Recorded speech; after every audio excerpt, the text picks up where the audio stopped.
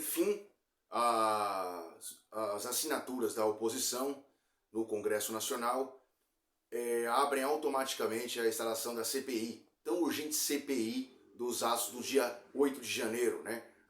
Os atos da tal invasão aos três poderes, né? Ao Congresso, ao STF e ao Palácio do Planalto, né? Por que a gente abre aspas as invasões?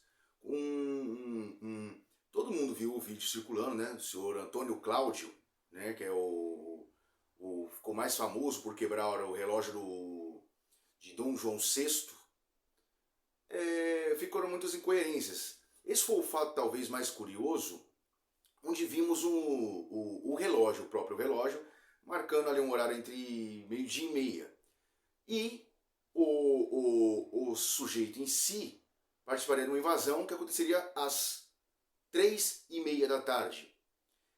Muito se alega que o relógio seria uma fake porque o relógio estaria parado, o relógio não funcionaria, coisa e tal, né? Que estranhamente porque teríamos um relógio lá tão importante, né, do século XIX, que tem que ter sempre cuidados, e ele estaria desligado.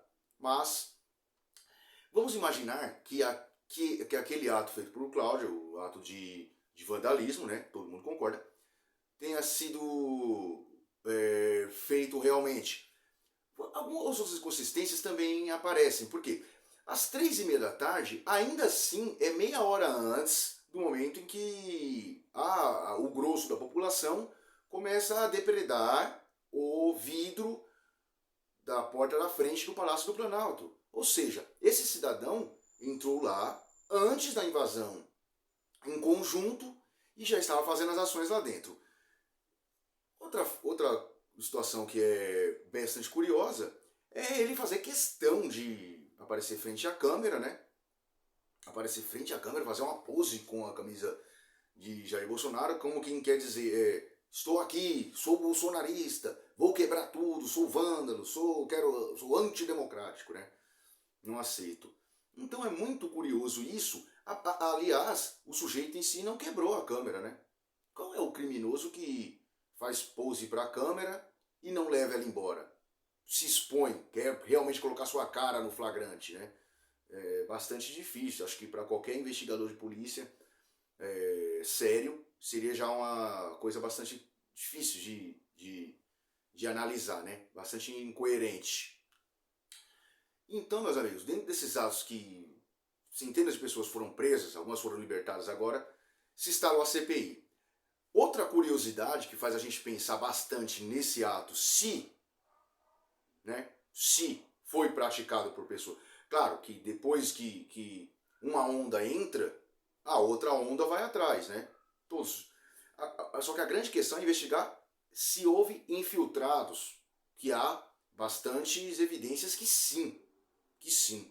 E que é uma evidência maior do que se instalar uma CPI, claro, para se investigar um ato desse, né? Um ato como se foi tratado terrorista, né? Entre os poderes constituídos, ou qualquer motivo de quebra-quebra em patrimônio público deve ser investigado como ato terrorista, como sempre fez o MST, como sempre fez o MTST, Black Bloc, Força Organizada, a turma da esquerda, né? Que é praxe deles. Nunca havia acontecido um fato semelhante envolvendo pessoas da direita, que sempre tiveram manifestações pacíficas com mulheres, crianças, idosos, até mesmo na frente dos quartéis, acampados, cantando o hino nacional, com trabalho de ajudar a alimentação, as barracas e coisa e tal. Bom, se colocou a CPI, 171 votos na Câmara dos Deputados, com mais 27 votos no Senado, mais do que precisava, que era 1/3 da casa, das duas casas, para se instalar a CPMI, né? Comissão Parlamentar de Inquérito Mista, né? Que vai, então as duas casas estarão juntas analisando os fatos nessa CPI. O fato curioso disso é que o mais interessado em si deveria ser o governo atual, né? A representação da esquerda, porque segundo eles o ato terrorista era um ato contra a democracia, contra o poder constituído, contra os poderes eleitos, né? Entre eles o presidente da República, né? Era um ato para depor o presidente da República, um golpe, um ato golpista. Ou seja, quem mais deveria estar interessado nisso e achar os culpados, não só os manifestantes, mas quem foi os financiadores ou presenças políticas, deveriam ser a esquerda, ou o governo em si, né? Ou o ministro da Justiça, Flávio Dino, a CGU. Mas, curiosamente, eles não votaram, estão contra a CPMI. Faz algum sentido? Óbvio que não. Né? Se eu sou roubado, quem que interessa procurar o ladrão? Eu ou o parente da vítima? Ou o parente do ladrão em si, né? Quem que é o interessado? O cara rouba meu celular na rua. Quem que é o interessado em reaver? Quem que é o interessado em processar o ladrão? Sou eu? Ou é a mãe dele? É a vítima, correto? É quem faz a denúncia. No caso, a esquerda. No caso, Lula, com aquele grande discurso, né? São contra a democracia, são contra...